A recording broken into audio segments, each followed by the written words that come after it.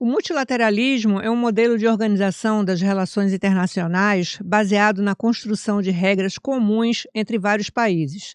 No comércio exterior, significa substituir decisões isoladas e disputas conduzidas pela força econômica por acordos negociados, mecanismos de solução de controvérsias e instituições capazes de estabelecer limites para todos os participantes. A Organização Mundial do Comércio, a OMC, é uma das principais expressões desse sistema.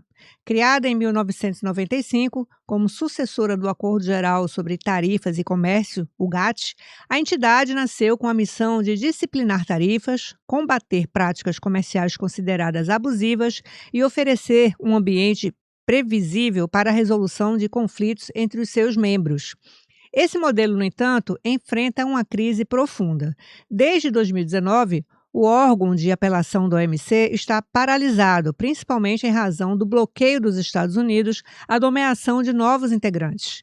Sem uma instância final plenamente operacional, disputas comerciais podem permanecer sem solução definitiva, abrindo espaço para medidas unilaterais e para o aumento da influência das maiores potências. É nesse contexto que as novas tarifas impostas pelo governo de Donald Trump ao Brasil devem ser analisadas.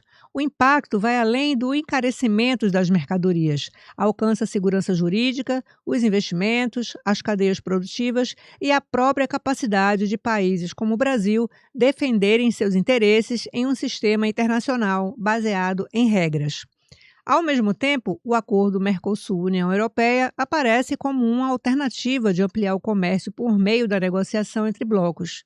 Embora possa criar oportunidades para o Brasil e para Pernambuco, o tratado também traz novas exigências regulatórias, ambientais e aduaneiras, mostrando que a redução de tarifas sozinha não garante o acesso efetivo aos mercados.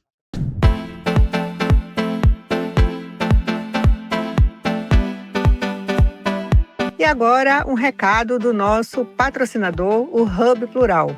Para você que quer gravar seu podcast, venha conhecer as instalações do novo estúdio instalado aqui na unidade do Recife Antigo, localizado na Rua do Brum, 248. E se você quiser gravar o seu podcast também, é só acessar esse QR Code aqui na página. E para entender melhor o que se passa nesse cenário, hoje nós vamos conversar com o Luciano Buchatsky, que é advogado e sócio no escritório Buchatsky e Marques Advogados, com atuação em direito aduaneiro, comércio exterior, além de especialista em direito tributário pelo Instituto Brasileiro de Estudos Tributários, o IBET, especialista em direito penal e processual pelo Instituto de Direito Público, o IDP, e mestre em direito tributário pela FGV Direito em São Paulo.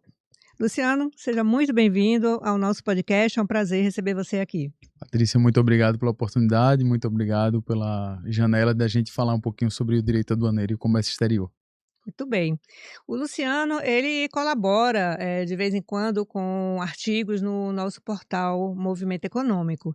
E quando o presidente Donald Trump anunciou aquelas tarifas de 50%, né, no ano passado, o Luciano fez um artigo, né, um artigo muito interessante, em que ele escreveu dizendo que esse episódio estava expondo algo mais grave do que esse impacto direto, né, Luciano, nas empresas, nas indústrias, nos empregos, nas relações comerciais. Para você, né, naquele momento, aquela imposição das tarifas era uma confirmação da falência do sistema multilateral de comércio, simbolizando uma crise institucional da Organização Mundial do Comércio. Aí eu te pergunto, né? Por que essas tarifas impostas pelos Estados Unidos são a confirmação de uma violação das regras multilaterais? Patrícia, primeiro ali prevaleceu a lei do mais forte, né? A gente sabe que a economia americana, vamos chamar, uma das economias que dita o rumo da economia global, tá? Com a China, a União Europeia como um todo, e no ato da imposição de Trump foi muito mais uma demonstração de força, né? Uma demonstração de quem manda aqui sou eu, e paralelo a tudo isso, uma demonstração de que, olha, podem espernear para a OMC, que a OMC hoje não tem validade alguma, ou seja, seria uma migração no comércio exterior do multilateralismo, que prevaleceu, vamos lá, até pré-pandemia, para um bilateralismo, uma guerra de um contra um. Pois é, e o governo brasileiro, inclusive chegou a acionar a OMC, né, recentemente, depois de toda essa onda de tarifas que nós tivemos, né, mas, como você falou, desde 2019 a OMC vem, sem a nomeação adequada aí para essa área aí que poderia avaliar essa questão das tarifas. Há quanto tempo a OMC vem perdendo força, vem perdendo importância aí nas discussões em torno do comércio, global multilateral? Vamos lá, eu acho que a OMC começou a perder força quando do término da presidência do brasileiro Roberto Azevedo. Acho que foi o último momento ali em que a OMC teve preponderância, teve uma posição de destaque no comércio exterior. O que é que aconteceu a partir dali? A partir dali iniciou o primeiro governo Trump nos Estados Unidos e os americanos tinham o direito, dever, de nomear árbitros para a OMC e não o fizeram. Eu gosto de usar o termo que a OMC hoje é acéfala. Né? A OMC tem várias ideias, mas nenhuma ideia é colocada em prática porque os painéis não estão acontecendo de fato em face da ausência de juízes. Né? E essa ausência de juízes só vai ser suprida com o exercício do direito de nomeação pelos americanos, o que, vamos lá, nem atende a republicanos nem a democratas, porque pós-governo Trump tivemos o governo Biden e mesmo assim a OMC continuou do jeito que está, e agora no segundo governo Trump a gente vê um escanteamento total do órgão. E a OMC não tem uma alternativa, na sua legislação para lidar com esse tipo de cenário? Não, não tem. Muito vem se falando, inclusive muito encabeçado pelo presidente, pelo Luiz Inácio, de refundar a OMC. Só que, para refundar a OMC, você tem que ter participação no PIB. E, vamos lá, com todo respeito, quem é o Brasil na fila do pão para refundar a OMC? Essa OMC teria que ser refundada por uma China, por uma União Europeia em conjunto, por Estados Unidos participando, obviamente, mas sem esses players a gente não pode falar em refundação de nada. E o que significa então na prática, essa situação quando um país tenta contestar, né, como o Brasil está tentando contestar aí os Estados Unidos, o que efeito isso tem? Já na prática, o que vai acontecer vai ser uma guerra bilateral, né? O Brasil vai tentar impor tarifas aos produtos americanos, com a lei de retaliação que foi recentemente aprovada. Os americanos vão impondo rotineiramente tarifas. A grande vantagem para os americanos é que o Brasil depende ainda muito de importações dos Estados Unidos, por isso a falta de exercício do poder de retaliação, e os Estados Unidos, cá entre nós, não depende tanto do governo brasileiro, tanto é que havia já um desequilíbrio na balança comercial entre os dois países. Então, na prática, são OMC, o Brasil tenta retaliar de um lado e, na prática, talvez aconteça algo para os americanos ou talvez seja insignificante. É como você falou aí, existe um desequilíbrio, né, nós sabemos que os Estados Unidos registram um superávit comercial em relação ao Brasil, né, e tudo indica que há um interesse político muito grande por trás Uhum. dessas decisões, né, mas, isso tudo significa uma mudança estrutural, nas relações do comércio internacional? Patrícia, a meu ver, sim. A meu ver, é aquilo, a gente está passando por uma pós-Segunda Guerra Mundial se investiu muito em multilateralismo, né, o mundo se tornou multilateral, formação de blocos econômicos, criação de estruturas robustas unindo países. Hoje o que a gente está vendo é cada um por si, como dizem, Deus contra todos. Então, assim, cada um está tomando a polivalência ali, cada um está tomando o protagonismo e tomando conta do seu quintal. Né? E é isso que a gente viu com a China invadindo com carros importados no mundo inteiro sem que ninguém conseguisse travar. Está vendo com os Estados Unidos impondo a sua política tarifária para quem quiser, né? E para quem puder. E, enfim, uma tentativa ali de cada bloco sobreviver nesse cenário, né? Se é que esses blocos vão continuar sobrevivendo. O que a gente vê também é que até países historicamente defensores do multilateralismo, como o próprio Brasil, também, né, tem adotado políticas protecionistas, né. Essa contradição enfraquece naturalmente a OMC, né, mas, você acha que já não há mais crença alguma na organização, ou você acha que se esses juízes fossem nomeados, haveria uma chance de se recuperar um pouco o poder da Eu organização? acredito que, diante de um possível choque de realidade, né, diante de um possível desarranjo, como estamos caminhando para ele, talvez alguém puxe a razão e diga: "Ó, vamos rejuntar aqui e vamos usar o termo aí que foi utilizado, refundar a OMC, vamos reestruturar a OMC". É possível que isso aconteça, mas o que é que a gente vê? A gente vê que não é só da OMC esse problema, a gente vê outros organismos internacionais, como por exemplo a ONU, que seus poderes, suas ordens, suas votações já não significam muitas coisas nessas guerras que estamos vendo, então talvez seja um movimento uniforme no mundo todo, e em que a gente esteja perdendo de fato o multilateralismo e passe para uma época mais de idade média do bilateralismo de cada um por si.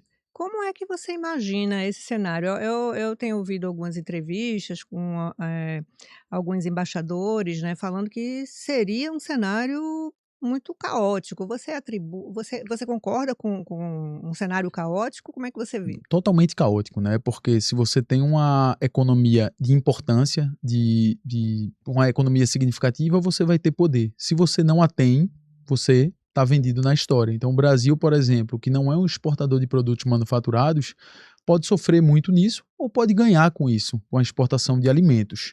Mas, vamos lá, no cenário total, a gente vai ver 3, 4 países mandando no mundo e o resto tendo que abaixar a cabeça e obedecer, né? Isso aí, e um deles seria o Brasil. Um deles seria o Brasil. O Brasil seria um dos que teria que abaixar a cabeça para obedecer. Quais países você acha que poderia integrar uma coalizão para tentar recuperar esse sistema multilateral?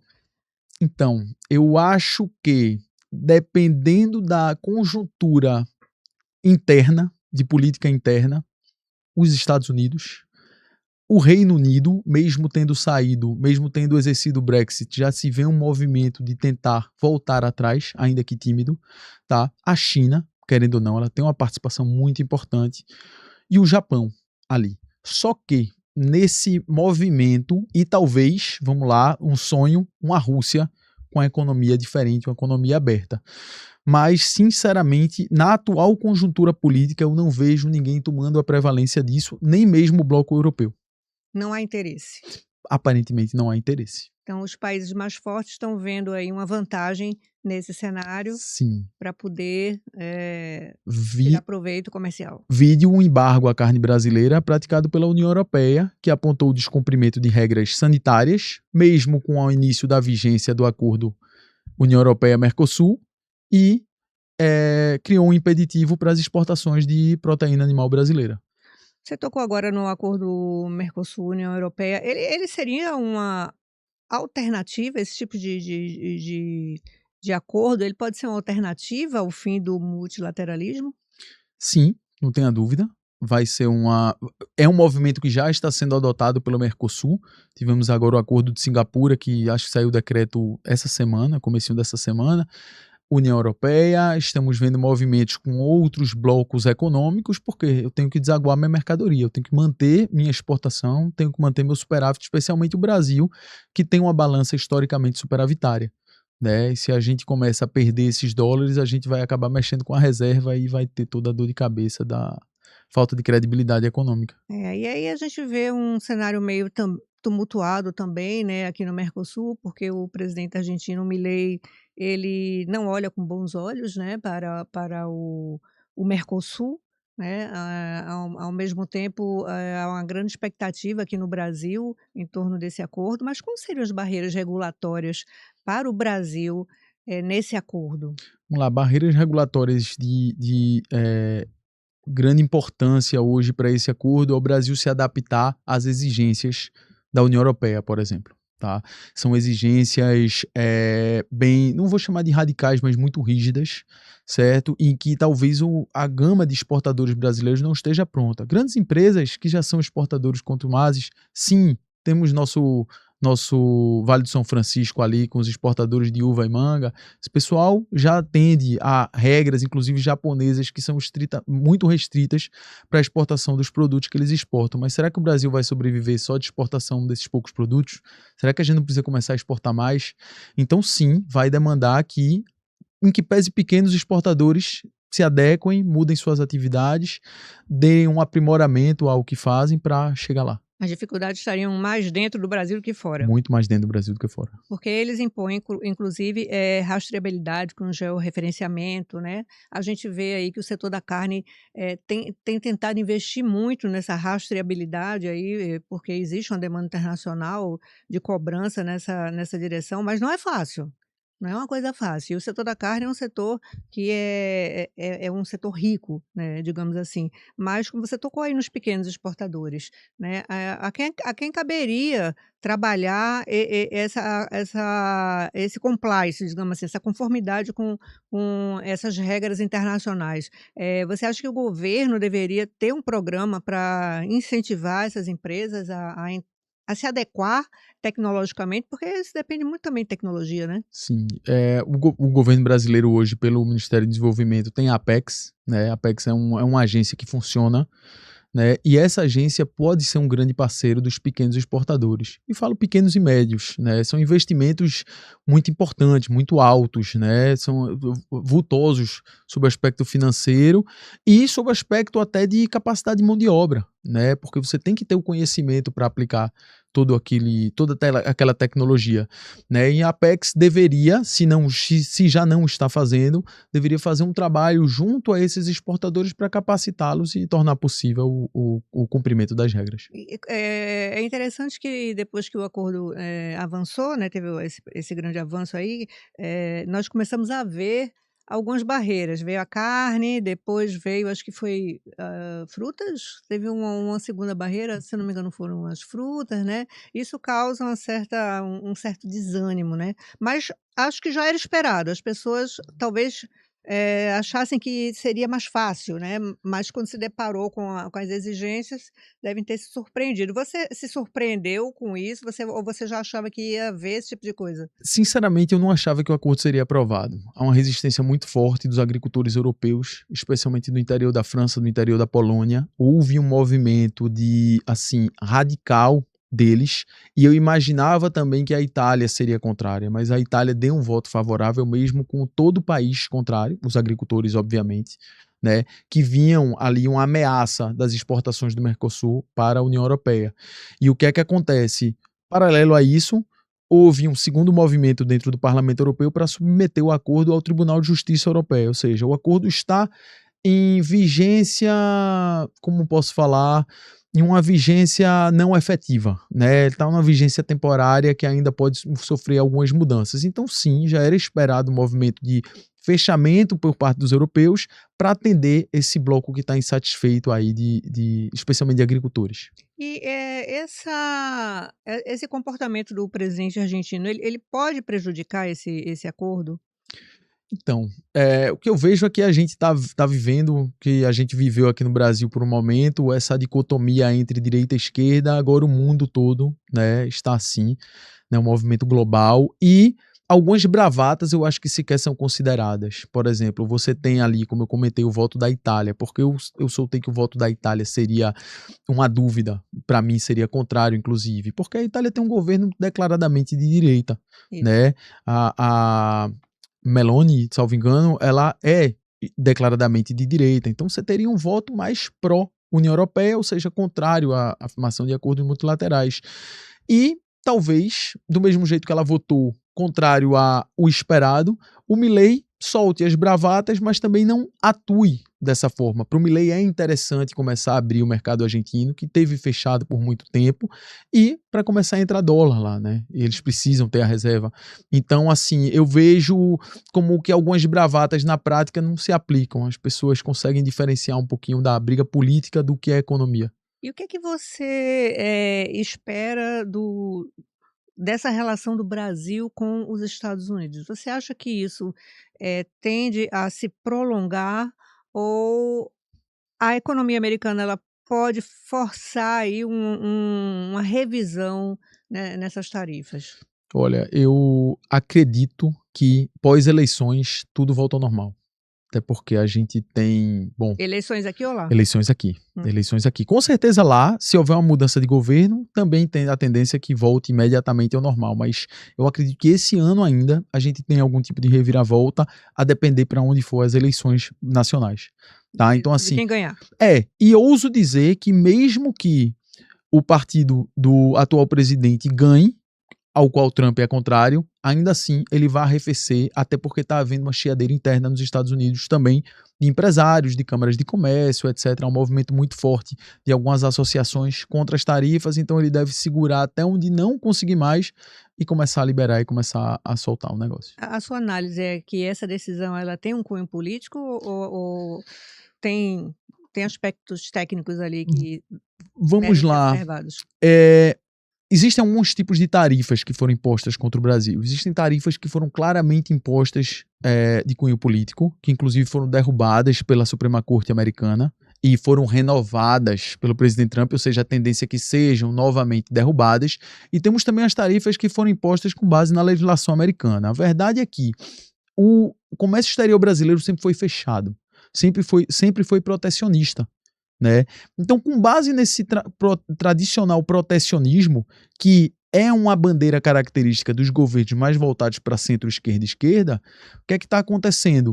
O governo americano está utilizando esses elementos para impor barreiras legalmente cabíveis, ou seja, eu não vejo chegar um questionamento efetivo, uma derrubada da tarifa que foi imposta agora pela seção 301. Não vejo aquilo ali sendo derrubado. As políticas, sim. Então, você tem tarifas de características distintas. Agora você falou uma coisa interessante que é a questão da China, né, a China, com as suas exportações aí, a questão dos carros que você trouxe, né, uma grande nós estamos recebendo aqui no Brasil há 3 anos uma quantidade enorme de carros chineses, né, inclusive o Nordeste aqui comprou muitos carros, muitos entraram por aqui, né, pelo Porto de Suape. E é uma forma diferente, né, uma forma mais sutil de se impor, até porque a China, ela tem um comportamento um pouco diferente, ela busca fazer parcerias comerciais, busca fazer investimentos, né, ampliar seus investimentos, ela tem um modus operandi diferente, né. Mas, quais são os riscos que a China ofereceria para o Brasil nesse sentido? Vamos lá, a China tem duas formas de se impor, de dominar, de criar o seu império, vamos chamar assim. Primeiro, como você bem ressaltou, o investimento em infraestrutura. Eles vêm investindo em várias estruturas portuárias ao redor do mundo, tá? África especialmente, aqui no Brasil, inclusive, tá? Então, investimento em infraestrutura, investimento em energia, o que eles são muito capazes, eles estão gerando tecnologia voltada especialmente para a energia solar, muito importante, né? E o domínio econômico. O que acontece hoje é que saiu inclusive a notícia no, salvo engano, Valor Econômico de hoje, falando textualmente que o Brasil é o maior importador de carro chinês do mundo. Isso, É, e o Nordeste tem uma grande cota aí, né, nessas importações, pois é, né, então é exato. uma região que importa, bastante. E, obviamente, isso impacta aqui na nossa produção, Não né. tenha dúvida, não tenha dúvida. Inclusive, ontem já começou o aumento das alíquotas para veículos híbridos e elétricos, né? Que tinha havido uma redução, então pode ser até um contrassenso do ponto de vista de desenvolvimento. Poxa, mas eu tenho que beneficiar o híbrido e elétrico que consome menos combustível fóssil, mas ao mesmo tempo eu estou quebrando minha indústria local. Então, as associações que representam a indústria local, a indústria automotiva brasileira, estão se movimentando para começar a fechar a porta para o veículo chinês. Na sua opinião, qual é o maior desafio para o Brasil? Seria enfrentar as tarifas, norte-americanas ou,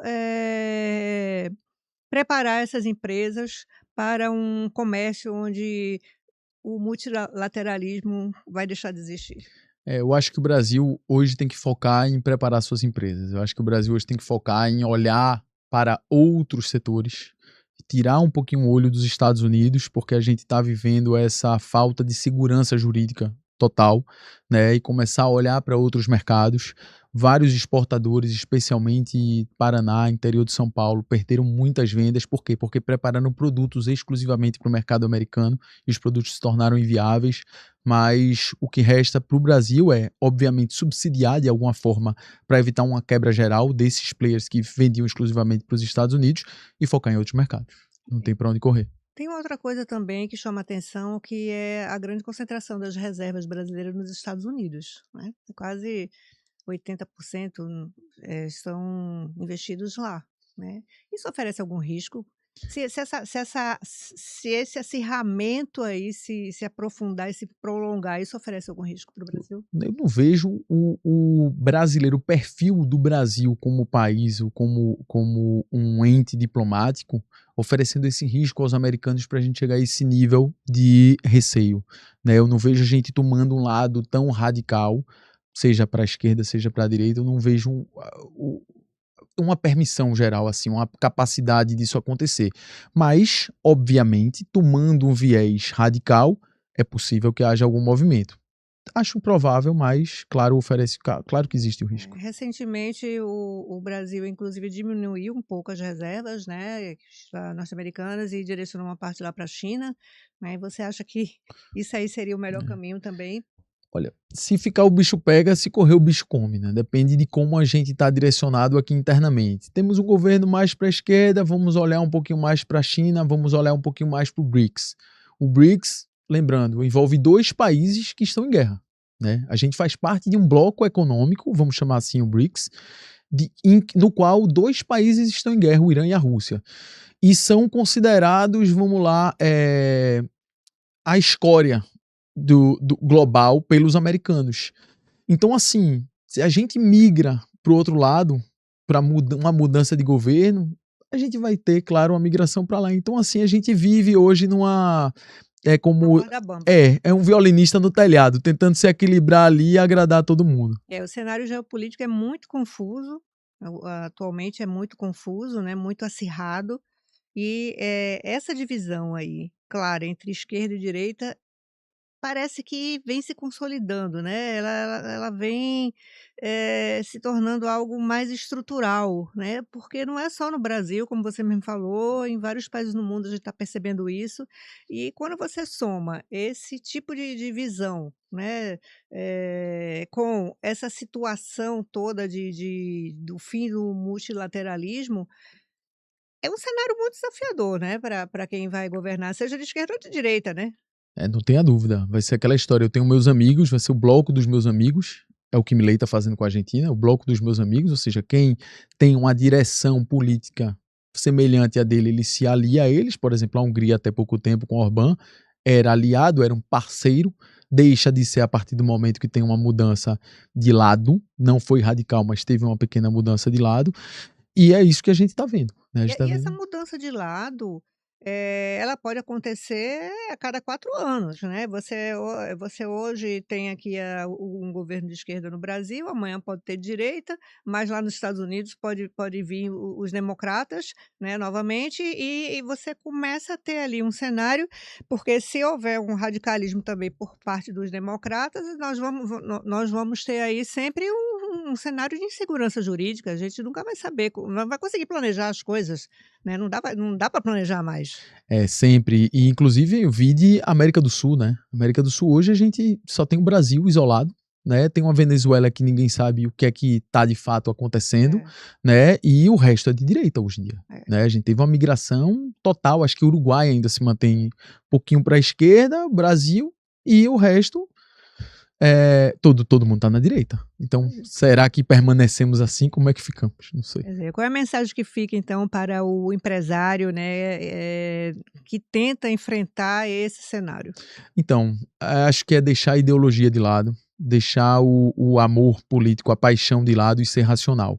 E olhar tudo de forma racional, se preparar racionalmente, inclusive sob viés jurídico, né? Olhar a necessidade de realizar os contratos e seguir vendendo para a China, mesmo sendo de direita, vendendo para os Estados Unidos, mesmo sendo de esquerda, e buscar o racional econômico. Diversificar. Esquece o coração e joga com a razão, e é, é a sugestão. Ok, Luciano, olha, muito obrigada aí pela entrevista, pelo bate-papo, muito esclarecedor, né. Vamos acompanhar e quem sabe você volta de novo para a gente ficar mais atualizado sobre os próximos passos, né. Vamos ver o que acontece, né, porque realmente a cada dia é uma surpresa, né. Muito obrigado, Patrícia, pela janela. Adorei o bate-papo e espero sim voltar para a gente comentar o que é que aconteceu no pós. Foi um Tá? prazer. Prazer todo meu. Obrigada a você também por nos acompanhar até aqui. Se gostou, dá o seu like, compartilha, é importante, é um assunto importante, interessa muita gente, tá bom? E assine o nosso canal. Até a próxima.